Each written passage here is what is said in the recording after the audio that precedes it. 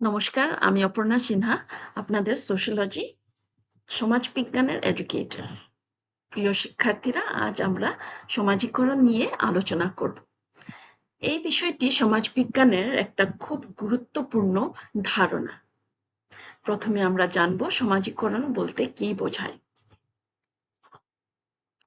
সমাজীকরণ হলো এমন একটা প্রক্রিয়া যার মাধ্যমে একজন ব্যক্তি সমাজের নিয়ম, মূল্যবোধ, আচরণ এবং সংস্কৃতি শেখে। এই প্রক্রিয়ার মাধ্যমে একজন মানুষ সমাজের উপযুক্ত সদস্য হয়ে ওঠে। এবার আমরা সমাজীকরণের কিছু ফিচার্স, বৈশিষ্ট্য দেখব। প্রথমত, এটা একটা আজীবন প্রক্রিয়া, শুধু শৈশবে নয়, সারা জীবন চলতে থাকে। দ্বিতীয়ত, এটা আমাদের সামাজিক আচরণ শেখায়। তৃতীয়ত, এটা ব্যক্তিত্ব গঠনের গুরুত্বপূর্ণ ভূমিকা রাখে।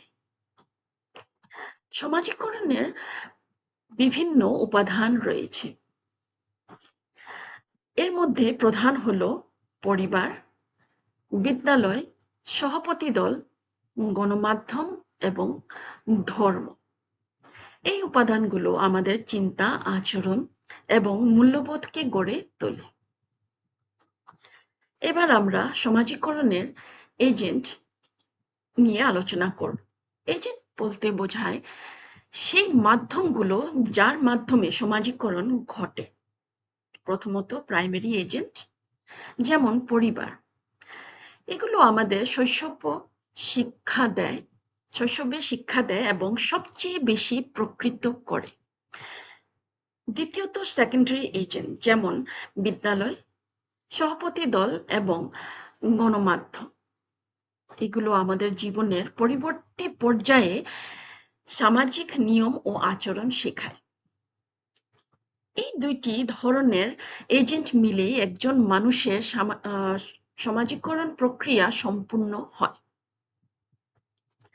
এবার আমরা পরিবার নিয়ে আলোচনা করব।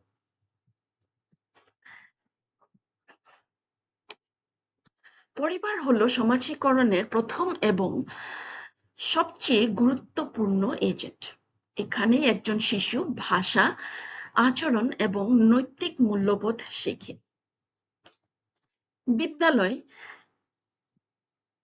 সমাজীকরণের একটা গুরুত্বপূর্ণ মাধ্যম। এখানে শিক্ষার্থীরা নিয়ম, শৃঙ্খলা এবং দায়িত্ববোধ শেখে। এছাড়াও বিদ্যালয় তাদের জ্ঞান এবং দক্ষতা বাড়ায়। সহপতি দল বা বন্ধুদের ভূমিকা খুব গুরুত্বপূর্ণ। বন্ধুদের সাথে মেলামেশার মাধ্যমে শিক্ষার্থীরা সহযোগিতা, প্রতিযোগিতা এবং দলগত কাজ শেখে। গণমাধ্যমও সমাজীকরণের গুরুত্বপূর্ণ ভূমিকা পালন করে। টিভি, ইন্টারনেট এবং সোশ্যাল মিডিয়া আমাদের নতুন তথ্য ও ধারণা দেয় এবং আমাদের আচরণ প্রকৃত করে।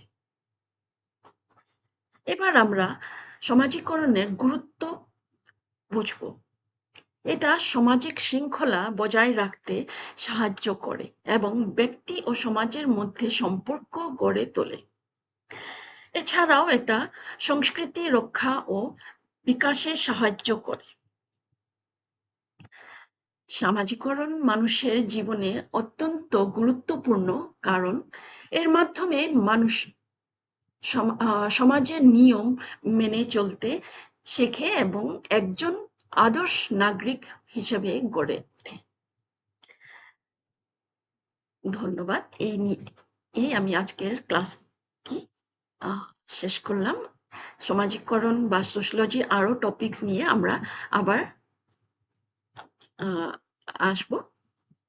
যদি আমার এই ভিডিওটি আপনাদের ভালো লাগছে তাহলে একটা লাইক, শেয়ার অবশ্যই দেবেন। Thank you.